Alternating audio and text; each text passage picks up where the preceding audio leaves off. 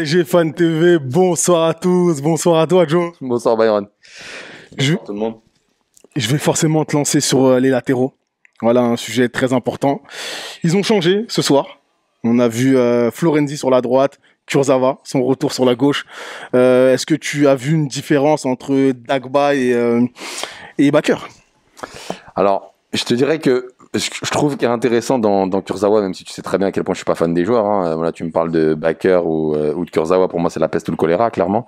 Ce que je trouve intéressant, c'est qu'il se projette un peu plus offensivement que Bakker.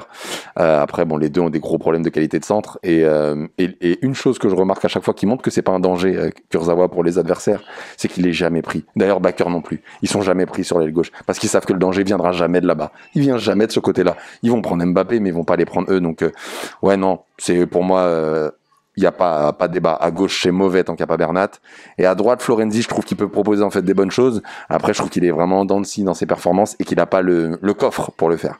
Et Dagba, force est de constater que non, Dagba, il est jeune, il est tendre, il peut peut-être progresser.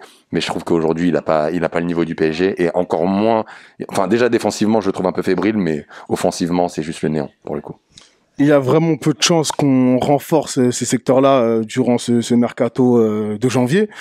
Est-ce que tu penses que c'est peut-être, on va peut-être être juste en fait sur ces postes-là qui sont, oui, déterminants aujourd'hui dans le football moderne? Complètement d'accord.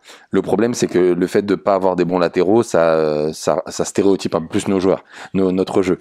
Bon, tant qu'à dire que quand tu as des artistes comme Neymar, tu as des créateurs comme Mbappé, Di Maria, tu peux quand même proposer des choses, mais le fait de pas pouvoir compter en fait sur ceux qui vont centrer des côtés, c'est une problématique quand même. Donc contre eux, on peut passer contre beaucoup de grosses équipes, mais ça nous aurait fait du bien, par exemple contre un Bayern, d'avoir des latéraux performants. Et ce soir, ça s'est vu qu'il ne l'était pas. Tu as parlé de Neymar. Et quelque chose m'a marqué quand il est rentré notamment. Il a marqué déjà. J'ai envie de parler de l'organisation de l'équipe.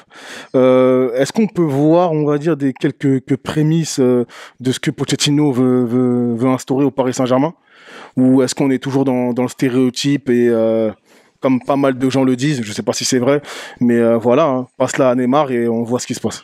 Alors déjà beaucoup moins, parce que je te dirais que même sans Neymar, je trouvais que déjà on avait moi une forme d'ADN de jeu. Hein. Je vois quand même Kylian Mbappé, Icardi, il y a eu des buts refusés parce qu'ils essayaient de chercher assez rapidement la profondeur, donc on essayait quand même de proposer du jeu que je trouvais qui était très cohérent. Et d'ailleurs même contre Brest, je trouvais déjà qu'en fait on avait cette patte.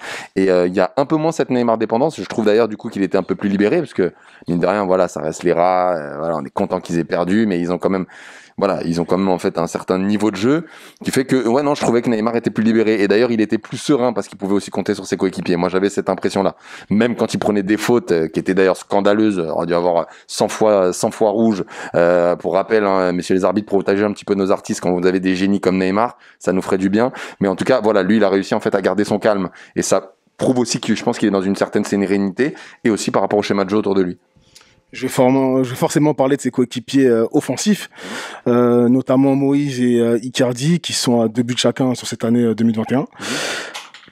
Est-ce que tu penses qu'il y a une hiérarchie entre ces deux joueurs ou est-ce que voilà, le turnover va se faire naturellement? Quel est ton regard sur cette situation? Alors, déjà, je trouve que c'est un turnover qui est très sain parce que ils ont pas les mêmes talents, ils ont pas le même apport. Je trouve que voilà, Icardi a peut-être un meilleur placement et peut-être un meilleur finisseur, mais le cardio et le physique de Keane peut apporter en fait beaucoup. Donc, je pense que ça va être un turnover assez sain. Mais dans ta question, je vais en rajouter quand même un troisième. Je vais rajouter quand même Mbappé parce que Mbappé a un rôle depuis en fait déjà quelques matchs. Il est moins en confiance. Il a déjà joué neuf, il aimerait en fait jouer neuf. Pour beaucoup, on pense que c'est pas là où il est le meilleur, mais je sens en fait une certaine frustration de devenir en fait le passeur dans Mbappé, et ça se voit. Alors il a marqué un but en fait, il a marqué un but qui a été refusé, mais dans son comportement, déjà on le voyait contre Brest, on le voit ici. Ouais, le rôle du passeur, c'est pas quelque chose qui lui va. Donc à voir si les cartes sur certains matchs vont être battues à 3 ou seulement à 2. Mais en tout cas, c'est positif, ça met de la concurrence, et j'espère que Pochettino va vraiment en fait jouer ce turnover là pour qu'ils augmentent tous leur niveau. Merci à toi. Merci.